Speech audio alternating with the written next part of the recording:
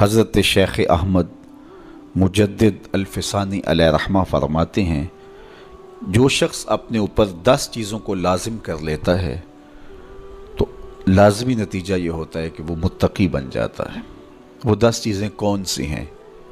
ماہ صیام کے ان حسین لمحوں میں ہمیں وہ 10 اوصاف اپنے اندر پیدا کرنے چاہیے تاکہ ہم متقی بن جائیں، اور متقی اللہ کے محبوب بندے ہیں۔ تقوی اختیار کرنے والے اللہ جل شانہ کی رحمتوں کے خاص مستحق ہیں۔ جنہیں تقوی کا نور نصیب ہوتا ہے وہ اللہ کی رحمتوں کے سائے میں آ جاتے ہیں۔ اگر ان پر مصائب، آلام، مشکلیں آتی ہیں تو ان کے تقوی کی وجہ سے اللہ انہیں راستے عطا کر دیتا ہے۔ وَمَن يَتَّقِ اللَّهَ يَجْعَل لَّهُ مَخْرَجًا وَيَرْزُقْهُ مِنْ حَيْثُ لَا يَحْتَسِبُ۔ اللہ اکبر۔ ارشاد فرمایا کہ جو اللہ سے ڈرتا ہے، تقوی اختیار کرتا ہے، اس کے لیے ہم مصیبت سے نکلنے کے راستے پیدا کر دیتے ہیں، اور اللہ جل شانہ اس کے لیے وہاں سے رزق عطا کرتا ہے جہاں سے اسے گمان بھی نہیں ہوتا ہے۔ تو یہ تقوی کا نتیجہ ہے جو اہل تقوی کو نصیب ہوتا ہے۔ تو حضرت شیخ نے 10 وہ امور بتائے جو اپنے اوپر لازم کر لینے سے تقوی نصیب ہوتا ہے۔ سب سے پہلی بات آپ فرماتے ہیں زبان کو غیبت سے بچائے۔ اتقاء کے حصول کے لیے زبان کو پاک کرنا ضروری ہے۔ انسان کے زیادہ تر گناہ اس کی زبان کی وجہ سے ہیں، اور غیبت یہ بدترین عمل ہے، اور اس کو بدکاری سے بھی برا قرار دیا گیا ہے۔ الغیبت اشد من الزنا۔ تو اپنی زبان کو غیبت سے بچائے۔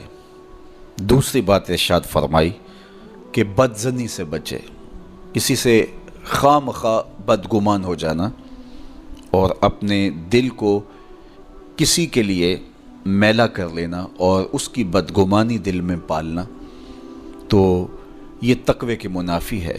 تو کسی کی بدگمانی سے، بدظنی سے اپنے دل کو بچائے، زبان کو غیبت سے بچائے، دل کو بدگمانی سے بچائے، اور مسخرہ پن سے بچے۔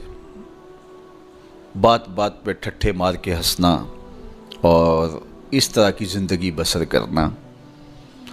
اور آج کل تو جب بھی دوست احباب اکٹھے بیٹھتے ہیں تو سنجیدہ اور متین باتیں کم ہوتی ہیں، زیادہ وقت لطیفوں میں ہی کٹ جاتا ہے۔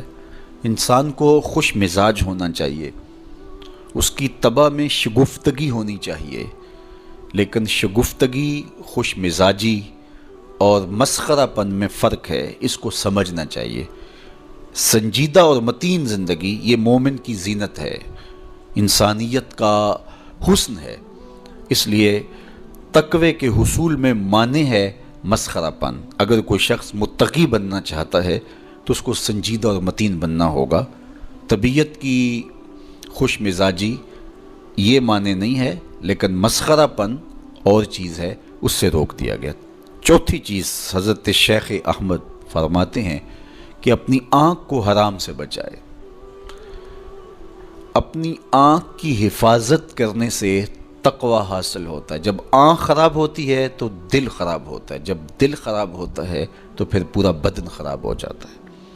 اس لیے وہ دروازہ جو کھلا ہے اور اس سے بدی شر اندر اتر رہی ہے، اور پھر اس سے آپ کا سارا نظم ہستی برباد ہو رہا ہے، تو اس دروازے کو بند کریں۔ تو اپنی آنکھ کو حرام سے بند کریں۔ پانچویں چیز ارشاد فرمائی ہمیشہ سچ بولے۔ جھوٹا شخص کبھی متقی نہیں ہو سکتا۔